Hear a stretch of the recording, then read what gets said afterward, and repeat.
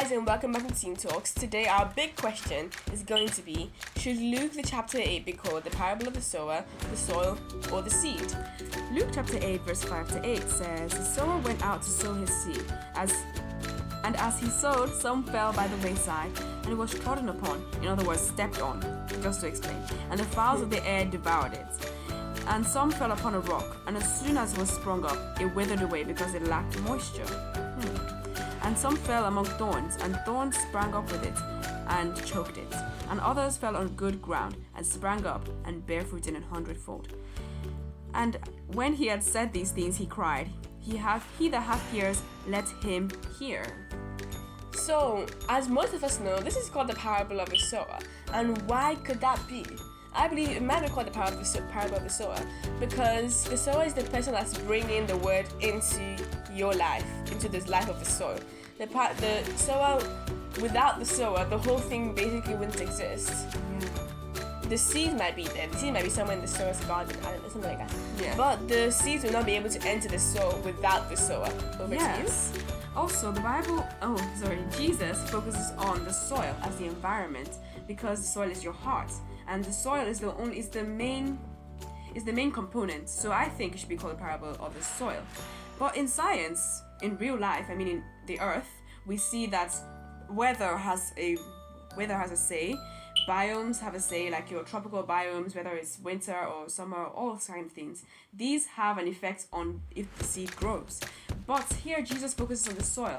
That means that whatever weather, whatever drought, flood, or anything, the seed growing is dependent on the soil, which is your heart.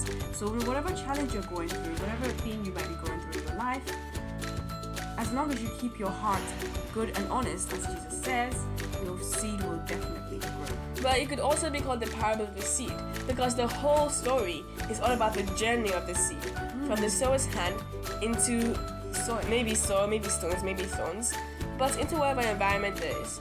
So it might be about the word of God and where it lands in your life.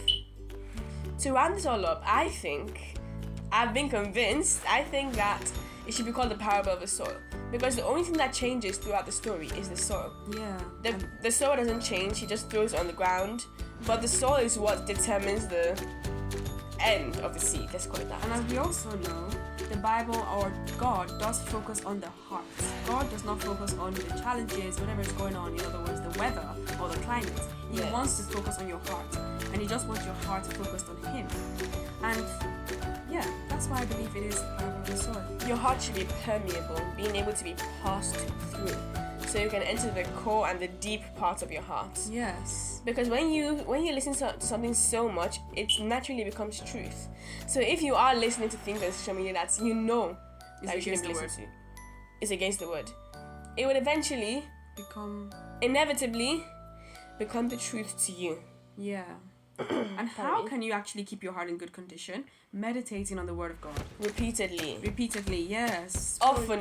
Oftenly, frequently meditating on the word of God consistently, because it then helps your mind to digest the word. Then it enters your spirit to your soul. And it overflows in your understanding. Now that is the journey of the seed in your heart. Preach. Yes. And that's a wrap for today's Teen Talk. So if this episode made you laugh, smile, think, or inspired you in any way, don't forget to like, share, subscribe, and follow us for more. And comment it in the comment section, obviously. What do you think? Soil, seed, or sower? Who knows? Anyway, we'll catch you next time. And until then, keep shining, keep growing your seed, and have a blessed day.